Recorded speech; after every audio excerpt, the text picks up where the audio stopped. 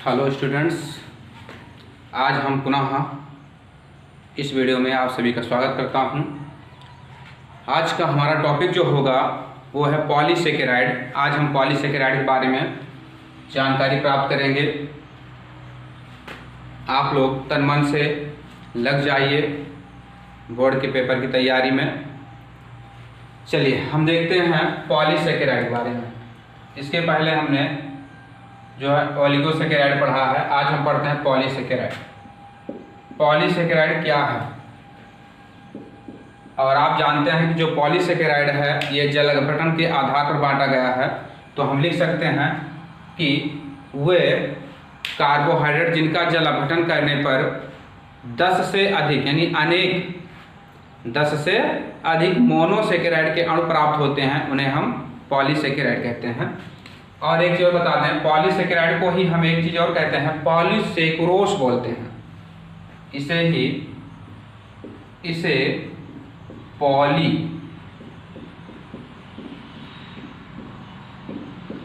सेक्रोस बोलते हैं।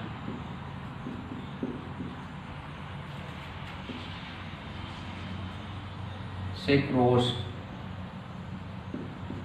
क्या बोलते हैं? पॉलीसेक्रोस बोलते हैं। इसी को हम बोलते हैं पॉलीसेक्रोस बोला जाता है। तो चलते हैं परिभाषा देखते हैं। वे कार्बोहाइड्रेट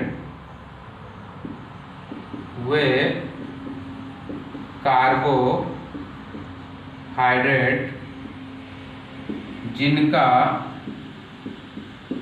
जल अपघटन करने पर 10 से अधिक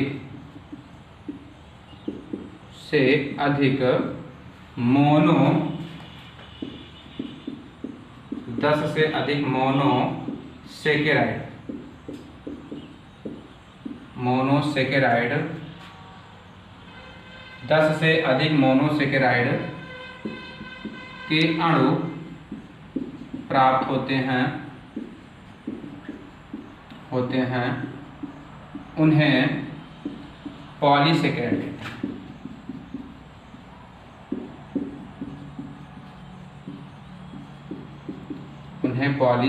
कहते हैं। तो इसके पहले क्या था आपका? उसमें जो था आप पीछे पढ़े थे कि लगभग 10 के समथिंग पाया जाता है, 3 से 10। तो आज हम देख रहे हैं कि यहाँ क्या है, 10 से ज़्यादा है। तो वे कार्बोहाइड्रेट जिनका जल अपघटन किया जाता है और 10 से ज़्यादा हमको क्या मिलते हैं? मोनोसेकेराइड प्राप्त होते हैं, तो उन्हें पॉलीसेकेराइड कहते हैं।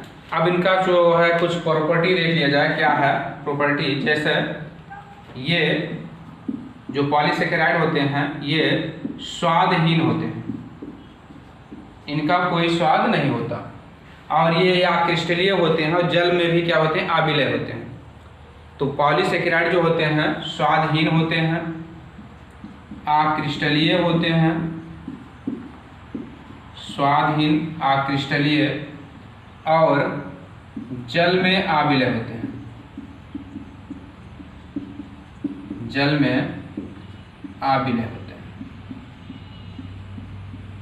आपका तो ये क्या होते हैं? जल में आबिले होते हैं। अगर इनके सामान्य सूत्र की बारे में बात की जाए, इनका सामान्य सूत्र जो होता है C6H10O5 का होल n होता है।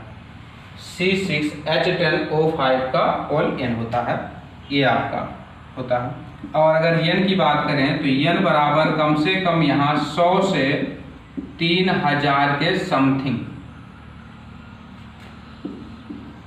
जो आपका इनके अणुओं की जो संख्या होगी वो 100 से 3000 के समथिंग पाया जाता है आपका। अगर इनके एग्जाम्पल की बात करें हम, अगर एग्जाम्पल की बात की जाए तो जैसे आप जानते हैं एग्जाम्पल में स्टार्च हुआ, सेलुलोज हुआ, ग्लाइकोजन हुआ, जाइलोग्लूकोन हुआ, तो ये सब क्या है? आपके पॉलीसेकेराइड के एग्जाम्पल हैं। जैसे स्टार्च, सेलुलोज,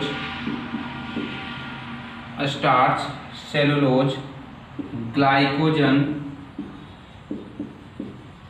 आपका ग्लाइकोजन, और एक हो जाता है आपका जाइलोग्लूकन, जाइलोग्लूकन।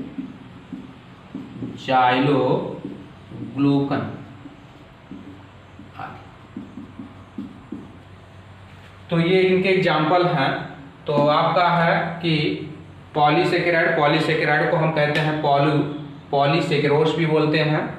ऐसे कार्बोहाइड्रेट जिनका जलावटन किया जाता है तो हमें 10 से अधिक मोनोसेकेराइड के अणु प्राप्त होते हैं, उन्हें हम पॉलीसेकेराइड कहते हैं। ये स्वादहीन होते हैं, अक्रिस्टलीय होते हैं और आपके क्या हैं, जल में अविलय होते हैं।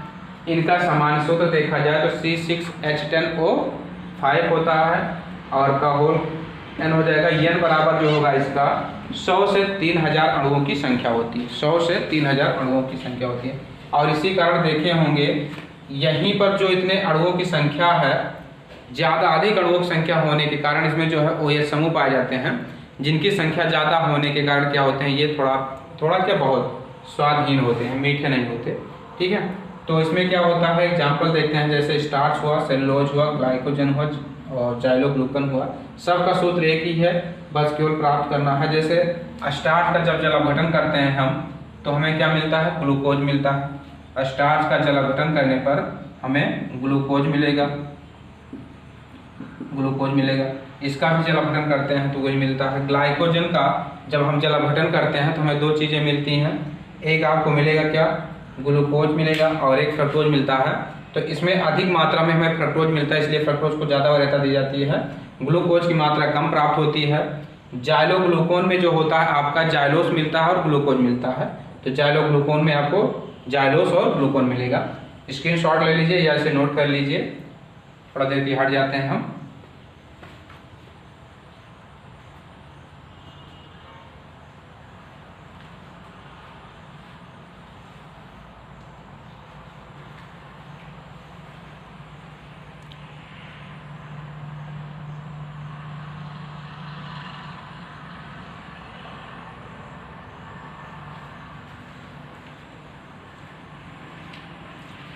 चलिए ठीक है, साफ करते हैं, हम आगे बढ़ते हैं।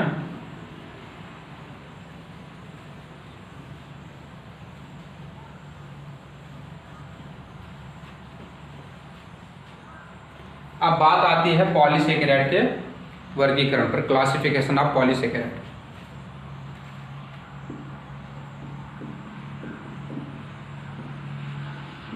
क्लासिफिकेशन ऑफ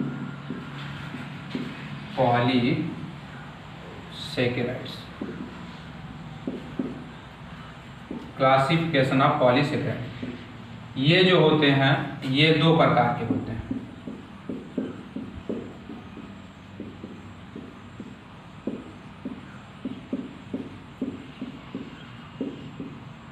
आपके पॉलीसेकेराइड जो हैं ये दो प्रकार के हैं। पहला है आपका सम पॉलीसेकेराइड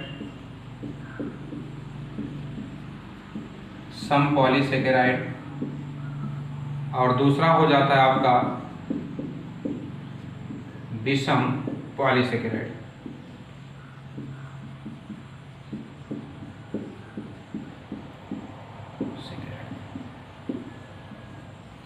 तो क्लासिफिकेशन ऑफ पॉलीसेकेराइड प्रकार ये दो प्रकार के होते हैं। पहला सम पॉलीसेकेराइड, दूसरा है आपका विषम पॉलीसेकेराइड। तो पहले के बारे में जिक्र करते हैं। इसमें पहला फर्स्ट आपका है सम पॉलीसेकेराइड। सम पॉलीसेकेराइड, चलिए भैया देखते हैं क्या कहता है सम पॉलीसेकेराइड। तो आपका जो सम पॉलीसेकेराइड है ये कहते हैं कि वे पॉलीसेकेराइड जिनका जल अपघटन किया जाए तो समान मोनोसेकेराइड मिले। कहने का मतलब इनका है कि मोनोसेकेराइड के समान अणु प्राप्त होते हैं तो उन्हें सम पॉलीसेकेराइड कहते हैं। जैसा भी हमने बात जिक्र किया था कि स्टार्च का अगर जल अपघटन करते हैं तो स्टार्च में टोटल हमें क्या मिलता है, ग्लूकोज मिलता है। तो स्टार्च हमारा क्या हो जाता है, सम पॉलीसेकेराइड हो जाता है। और इनुलिन, जैसे आपका इनुलिन है तो इनुलिन को अगर हम जल अपघटन करते हैं तो इनुलिन में जो आपका होता है वो क्या होता है, फ्रक्टोज और ग्लूकोज मिलता है। तो जैसे आपका सम पॉलीसेकेराइड है, सम पॉलीसेकेराइड में आपका हो जाएगा कि वे पॉलीसेकेराइड वे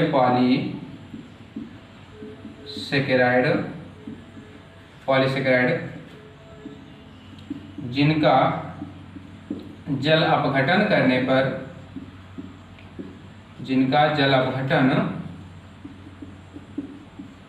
करने पर समान मोनोसेकेराइड प्राप्त होते हैं।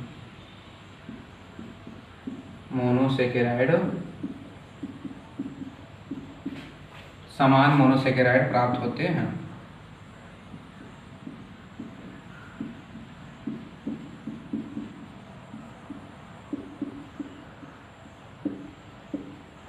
तो उन्हें हम क्या कहते हैं? सम पॉलीसेकेराइड कहते हैं। जैसे एग्जाम्पल की बात करें हम यहाँ पर, तो एग्जाम्पल में आपका हो जाएगा, जैसे स्टार्च हो जाता है आपका और सेलुलोज हो जाता है। जैसे स्टार्च, सेलुलोज,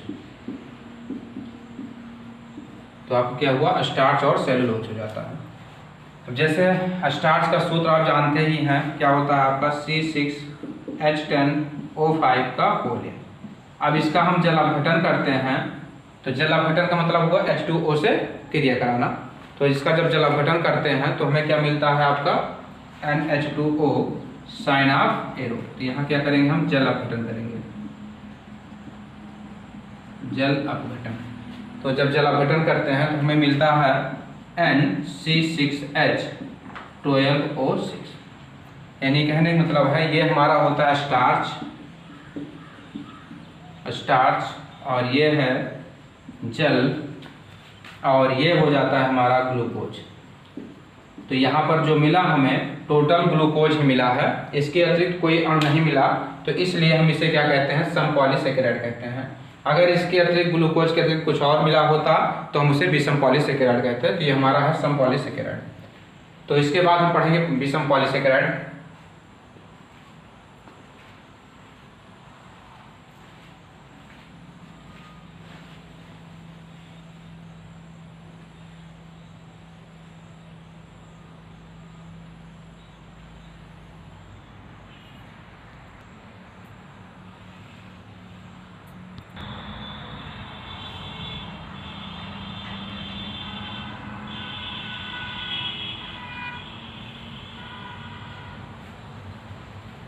चलिए अब हम देखते हैं विषम पॉलीसेकेराइड के बारे में। तो आपका ये होता है सम पॉलीसेकेराइड। स्टार्च का जल अपघटन करने पर हमें क्या मिलता है? ग्लूकोज प्राप्त होता है और ग्लूकोज के जितने भी अणु मिलते हैं हमें वो समान मिलते हैं। अब इसमें हो जाएगा आपका विषम पॉलीसेकेराइड में कि वे कार्बोहाइड्रेट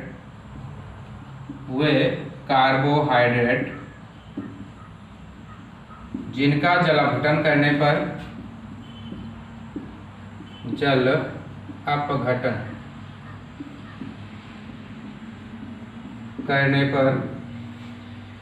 वे कार्बोहाइड्रेट जिनका जल अपघटन करने पर असमान,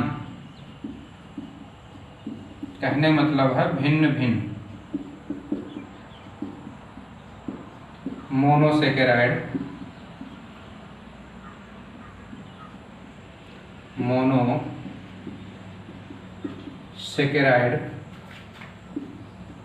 के अणु प्राप्त होते हैं,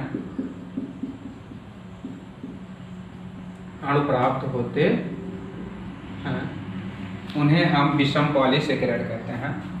एग्जाम्पल की बात करें तो एग्जाम्पल हो जाता है आपका जैसे इनुलिन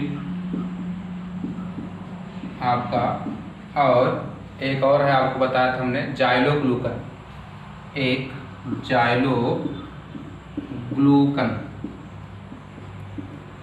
ये एग्जाम्पल हो जाते हैं। अब इनुलिन का जब जल अपघटन किया जाता है तो इनुलिन के जल अपघटन से हमें जो मिलता है वो फ्रक्टोज और ग्लूकोज दोनों मिलता है। C6H10O5 का होल है, ये आपका है इनुलिन। इसका जब हम जल अपघटन करेंगे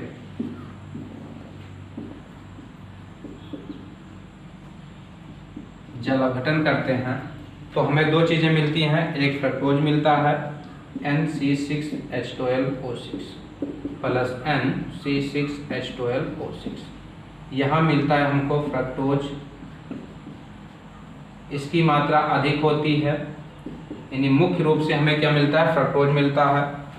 और हमको मिलता है ग्लूकोज, यहाँ पर क्या होती है, इसकी मात्रा कम रहती है। सेलुलोज से शायद हमको फ्रक्टोज मिलता है, तो आपका हो जाता है, कम हो जाता है। तो यहाँ पर हमें इनुलिन से क्या होता है कि फ्रक्टोज और ग्लूकोज मिलता है, और फ्रक्टोज की मात्रा ज़्यादा होती है, ग्लूकोज की मात्रा यहाँ पर कम होती है। अब देखिए यहाँ फ्रक्टोज मिला और ग्लूकोज मिला, आपको मोनोसेकेराइड दोनों हैं, लेकिन बात यह है कि दोनों के क्या सूत्र भी एक ही है, लेकिन नाम क्या है इनके अलग है, दोनों अलग अलग चीज़ मिले हैं, फ्रक्टोज मिला ग्लूकोज, इसलिए ये क्या हो जाता है आपका विषम पॉलीसेकेराइड हो जाता है।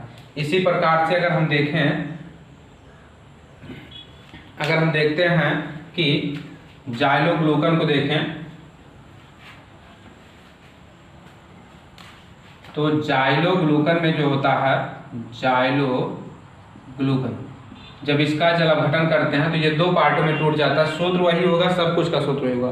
ये टूट जाता है जाइलोस में, आपका एक टूट जाएगा जाइलोस में और दूसरा टूट जाता है ग्लूकोज में। तो इसमें भी अगर देखते हैं तो क्या होता है, आपका भिन्न भिन्न अणु मिलते हैं हमको, तो इसलिए आपका क्या है, जाइलोग्लूकन भी आपका एक विषम पॉलीसेकेराइड है। तो आप जानते हैं कि पॉलीसेकेराइड को हम दो पार्टों में डिवाइड किए हैं, एक आपका क्या होता है सम पॉलीसेकेराइड और दूसरा होता है आपका विषम पॉलीसेकेराइड। जैसे अगर हम देखें थोड़ा सा कि अभी हमने इसके पहले जिक्र किया था कि पॉलीसेकेराइड का जो सूत्र होता है वो आपका होता है C6H10O5 का होल है। तो यहाँ लिख सकते हैं आप पॉलीसेकेराइड प्लस NH2O। अब इसका हमने क्या किया, जल अपघटन करा दिया, अपघटन, तो हमें मिला क्या, C6H12O6, यानी कि यहाँ तो यानी कहने का मतलब यन अणु हमने लिया था आपका पॉलीसेकेराइड का, यन अणु हमें क्या मिला, मोनोसेकेराइड प्राप्त होता है। अगर देखें तो वही है, पॉलीसेकेराइड का जल अपघटन किया जाता है तो मोनोसेकेराइड प्राप्त होता है। तो आज हमने